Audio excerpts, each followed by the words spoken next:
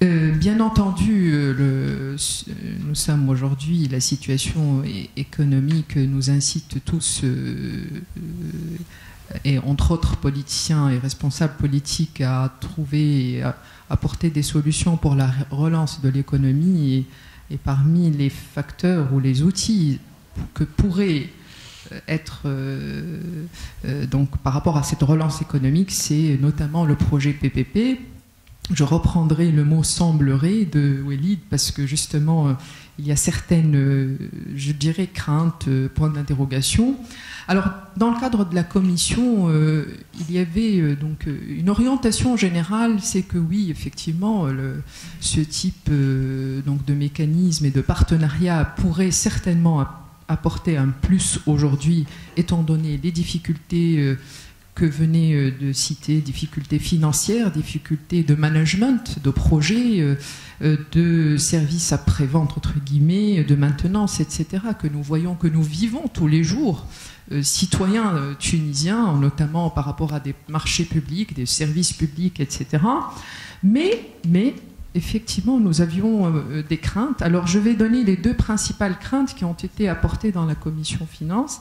La première, c'était par rapport, je dirais, l'impact de ce type de projet sur le citoyen final. Donc aujourd'hui, ce type de projet va peut-être apporter, par exemple, au niveau du service public, un coût supplémentaire qui serait impacté sur le citoyen.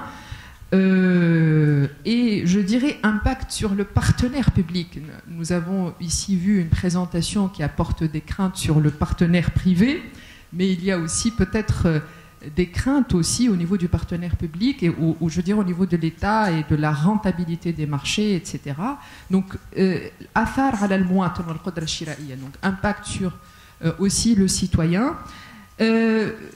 La deuxième crainte qui était, que nous avons, nous, en tout cas, maintenant je vais parler au nom même du parti, que nous avons adopté, ce sont des craintes par rapport à la gouvernance, par rapport à malversation, corruption, etc., qui aujourd'hui, nous sortons d'une réforme, je dirais, de la loi sur les commissions de marché. Nous avons vécu et nous avons un historique un peu au niveau de l'administration par rapport à ce type de marché et nous voulons que ce type de projet, étant donné certaines failles, hein, comme dans certains articles sur des projets de gré à gré, etc., donc il y a quand même des failles qui pourraient être une autoroute hein, vers la continuité malheureusement de certains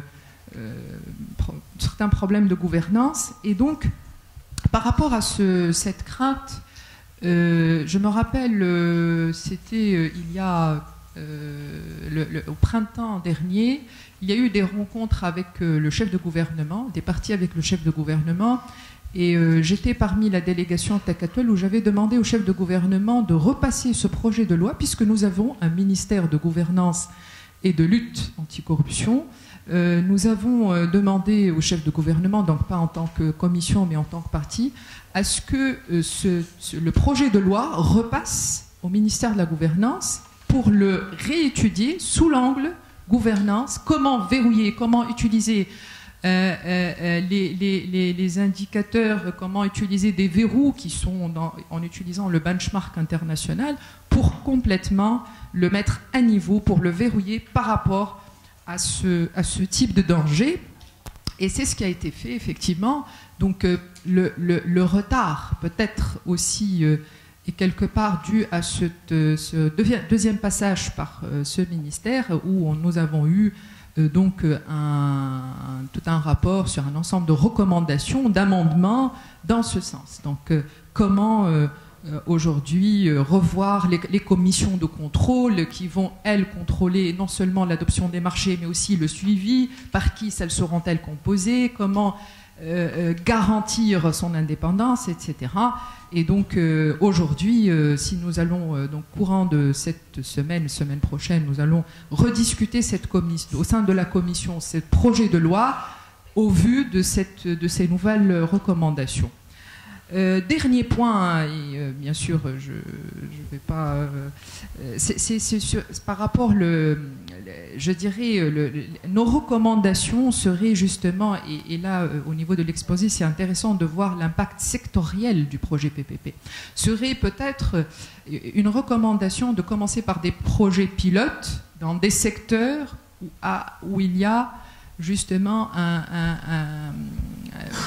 plus de chances de réussite, plus d'expérience, je dirais. On sait que dans les services, dans l'éthique, je dis dans l'éthique parce que c'est pas parce que je suis ancienne d'éthique, mais je sais que aujourd'hui il y a des projets prêts, intéressants, et où le PPP pourrait être tout de suite mis en place, et ça pourrait être un des premiers success stories, donc des projets pilotes à forte rentabilité qui pourraient être intéressants. Donc il faudrait, à notre avis, au niveau des recommandations, le mettre en place avec donc des secteurs où ça serait intéressant par la suite de capitaliser sur les échecs et pourquoi pas la réussite. Donc merci en tout cas nous serons très regardants et nous allons effectivement au niveau du rapport qui émènera de cette conférence, donc nous serons très intéressés effectivement d'étudier les recommandations, les suggestions, et de pouvoir aussi donc les proposer en commission finances pour, donc, au niveau de la deuxième discussion, de les prendre en compte au niveau de l'amélioration éventuellement du texte. Et nous espérons donc que ces améliorations prendront justement le meilleur de ce qui existe au niveau des projets de loi, au niveau des retours d'expérience positifs, et donc pour une réelle relance de notre économie tunisienne et de l'investissement privé. Voilà. Merci beaucoup. Merci Lobna.